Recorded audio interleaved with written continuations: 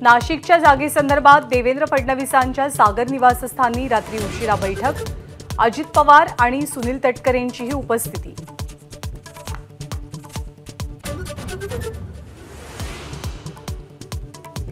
छगन भुजबळ कुटुंबियांकडून नाशिक जिल्हा बँकेचं कर्ज फेडण्यास सुरुवात, 28 कोटींपैकी 6.5 कोटी रुपये भरले, उर्वरित रक्कम टप्प्याटप्प्याने फेडणार।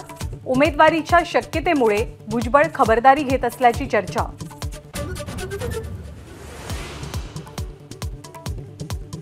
भाजपच्या एका वरिष्ठ नेत्याकडून आपलं नैतिक वस्त्रहरण करण्याचा प्रयत्न, काँग्रेसच्या रामटेकमधल्या नेत्या रश्मी बर्वेंचा आरोप।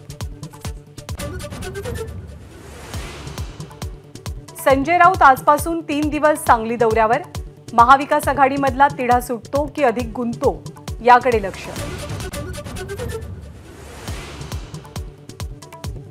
धरणांमधला पाणीसाठा कमी झाल्यामुळे पुणेकरांना फटका, पुण्यामध्ये दररोज हजारो टँकर्समधनं सोसायट्यांना पाणी पुरवठा सुरू।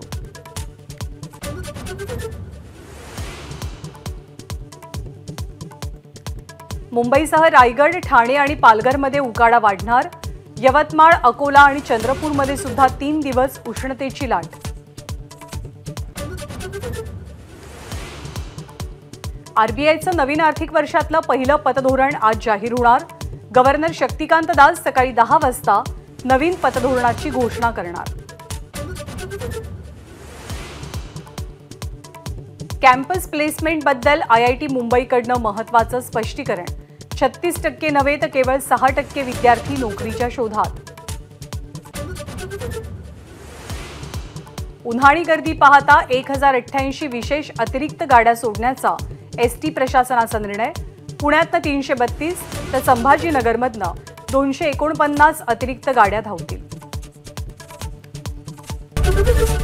एबीपी माझा, उघडा डोळे बघा नीट।